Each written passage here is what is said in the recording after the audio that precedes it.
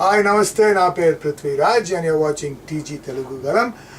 Don't forget to subscribe.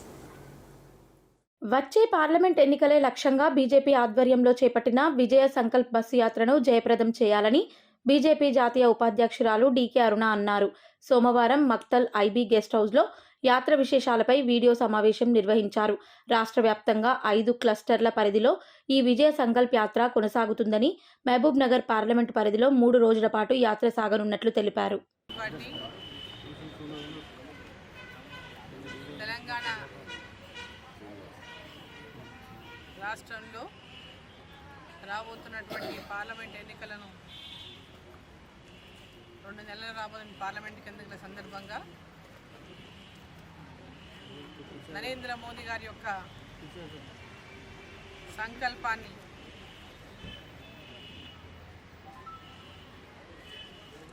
Viksit Sankalp అనే భారత్ అనేటటువంటి సంకల్పాన్ని తీసుకొని విజయ సంకల్ప యాత్రని ఈరోజు తెలంగాణ రాష్ట్రంలో 5 ప్రాంతాల నుంచి ఈ యాత్రను ప్రారంభించడం జరుగుతూ ఉంది. రేపు 4 యాత్రలు ప్రారంభం కాబోతున్నాయి. దాంట్లో ఇక్కడ పాలమూరు నియోజకవర్గం నుంచి మక్తల్ అసెంబ్లీ నియోజకవర్గంలో కృష్ణా నుంచి ఈ యాత్ర ప్రారంభమవుతుంది. ఈ కృష్ణమ్మ యాత్రలో Mahbubnagar parliament, Nagarkurnool parliament, Nalgonda parliament ఈ యాత్ర కృష్ణమ్మ నది దగ్గర ప్రారంభమై రేపు మక్తల్ నియోజకవర్గంలోని కృష్ణాలో ప్రారంభమై నల్గొండలో ఈ యాత్ర ముగింపు జరుగుతుంది.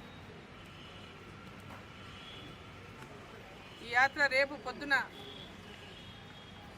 9 గంటలకు కృష్ణా దగ్గర ప్రారంభమవుతుంది. ఈ యాత్రకు ముఖ్య అతిథులుగా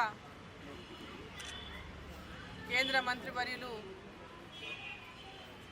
పురుషోత్తం రూపాల గారు ఈ యాత్రను ప్రారంభిస్తారు.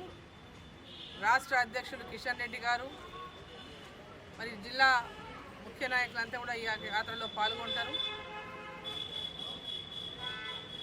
ఈ యాత్ర మక్తల్ కృష్ణా నుంచి ప్రారంభమై మన పార్లమెంట్ సెగ్మెంట్లో, మహబూబ్నగర్ పార్లమెంట్ సెగ్మెంట్లో మాగనూరు మీదుగా మక్తల్లో రోడ్ షో ఉంటుంది.